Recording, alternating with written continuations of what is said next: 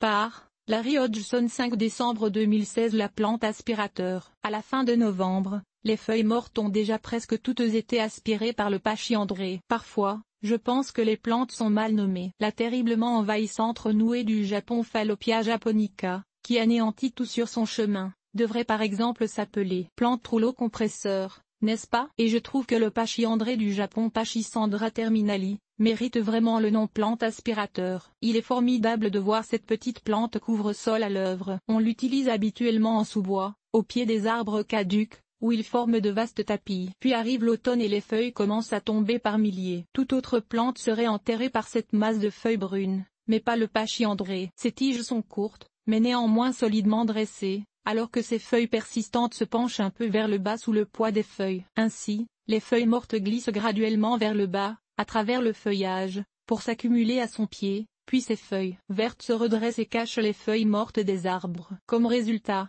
son effet de tapis vert est maintenu et toutes ces feuilles mortes disparaissent de vue, comme s'il les avait aspirées. Puis elles se décomposent en toute douceur hors de vue. C'est formidable pour le jardinier paresseux, car il n'y a aucun ménage à faire, ni à l'automne, ni au printemps, sauf parfois ramasser de grosses branches tombées des arbres au-dessus au cours de l'hiver, car même les petits rameaux tombés sont, eux aussi, aspirés par cette plante cache tout. Cultiver la plante aspirateur. La plante aspirateur en fleurs. Planter le pachyandré assez densément, soit à environ 15 à 30 cm d'espacement, car il n'est pas envahissant comme tant d'autres. Plante couvre-sol et ne s'étend que lentement par de courts rhizomes souterrains. Même à 30 cm d'espacement, il prendra environ 3 ou 4 ans pour former un tapis complet. C'est une plante de sous-bois qui préfère l'ombre et la mi-ombre, mais elle peut tolérer le soleil direct aussi dans les régions aux étés frais. Elle tolère presque tout sol, riche ou pauvre.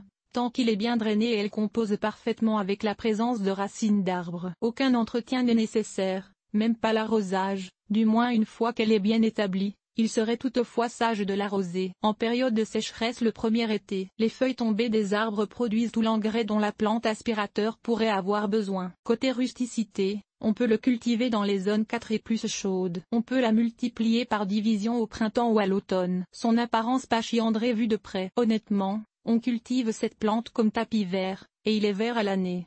Et l'apparence de la plante individuelle importe peu, mais essentiellement, il s'agit d'une petite plante dressée de 20 à 30 cm de hauteur portant des feuilles ovales dentées vert foncé portées en verticille à l'extrémité de la tige. Les fleurs blanches printanières sont relativement insignifiantes, il faut les regarder de près pour pouvoir les apprécier. Il y a quelques cultivars aussi, comme Green Carpet, plus compacte que l'espèce, 15 cm, Green Chin, aux feuilles plus lustrées, et Variegata Silver Edge, aux feuilles ourlées de blanc. Si ramasser les feuilles à l'automne vous ennuie royalement, sachez que la plante aspirateur est prête à faire le travail pour vous. Parole de jardinier paresseux.